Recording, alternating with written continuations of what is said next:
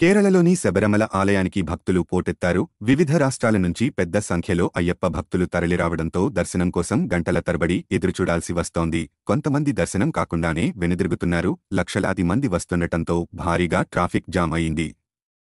గత 4-5 రోజులుగా వాహనాలు నిలిచిపోయాయి. రద్దీని నియంత్రించేందుకు చర్యలు తీసుకుంటున్నామని అధికారులు తెలిపారు. కేరళలోని శబరిమల అయ్యప్ప స్వామి దేవాలయానికి భక్తులు భారీగా చేరుకుంటున్నారు. అయ్యప్ప దీక్ష తీసుకున్న స్వాములు శబరిమలకు పోటెత్తారు. ఈ క్రమంలో భక్తుల రద్దీ ఎక్కువగా ఉండటంతో అయ్యప్ప దర్శనానికి దాదాపు 20 గంటలకు పైగా సమయం పడుతోంది. మరోవైపు దర్శనం లేట్ అవుతుండటంతో ఇతర రాష్ట్రాల నుంచి వచ్చిన భక్తులు రిటర్న్ టికెట్ రిజర్వేషన్ చేయించుకోవడంతో దర్శనం కాకుండానే వెనుదిరుగుతున్నారు.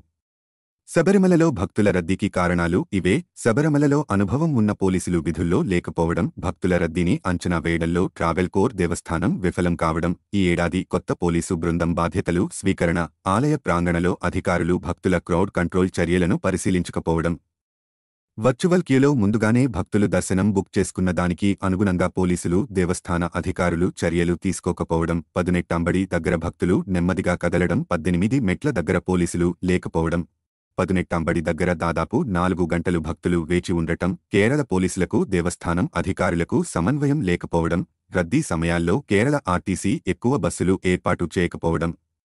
గతంలో సన్నదానం దగ్గర 2000కు పైగా పోలీసులు విధులు నిర్వహిస్తే ఈ ఏడాది 600 మంది మాత్రమే విధులు నిర్వహిస్తున్నారని సమాచారం. శబరిమలలో క్యూలైన్ల నిర్వహణలో దేవాలయ అధికారుల నిర్లక్ష్యం వహించారు. భక్తులకు సరైన ఏర్పాట్లు చేయడంలో ప్రభుత్వం విఫలమైందని భక్తులు ఆగ్రహం వ్యక్తం చేస్తున్నారు. ఇక అయ్యప్ప దర్శనానికి ఎక్కువగా సమయం పడుతుండటంతో కర్ణాటకకు చెందిన భక్తులు పందళంలోని శ్రీధర్మశాస్త్ర ఆలయంలో ఇరుముడి సమర్పించి అయ్యప్పకు నెయ్యాభిషేకం చేసి స్వస్థలానికి తిరుగుపయనమయ్యారు.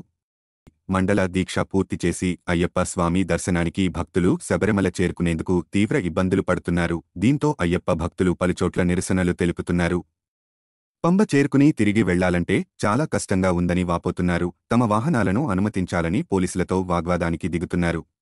ఇదిలా ఉంటే శబరిమలలో నెలకొన్న పరిస్థితులపైన కేరళ ప్రభుత్వం స్పష్టత ఇచ్చింది. ఆలయంలో రద్దీని నియంత్రించడానికి అధికారులు తక్షణ చర్యలు తీసుకుంటున్నారని దేవాదాయ శాఖ మంత్రి కె రాధాకృష్ణన్ తెలిపారు. నిర్దేశిత ప్రవేశ మార్గాలు కాకుండా వివిధ ప్రాంతాల గుండా భక్తులు కొండపైకి ఎక్కుతున్నారు.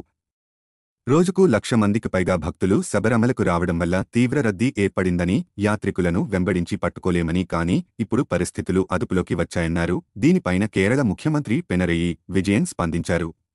ప్రభుత్వం శబరిమలకు వచ్చే భక్తులకు ప్రభుత్వం ప్రాధాన్యత ఇస్తుందని వెల్లడించారు. శబరిమల అభివృద్ధికి 220 కోట్ల రూపాయలు ఖర్చు చేశామని తెలిపారు. రోజుకు 1.20 లక్షల మంది భక్తులు దర్శించుకుంటున్నారని ముఖ్యమంత్రి చెప్పారు. ఆంధ్రప్రదేశ్, తెలంగాణ, తమిళనాడు నుంచి పెద్ద సంఖ్యలో భక్తులు వస్తున్న దృష్ట్యా దర్శన సమయాన్ని మరో గంట పెంచాలని ఆలయ అధికారులు నిర్ణయించారని కేరళ ప్రభుత్వం ప్రకటించింది.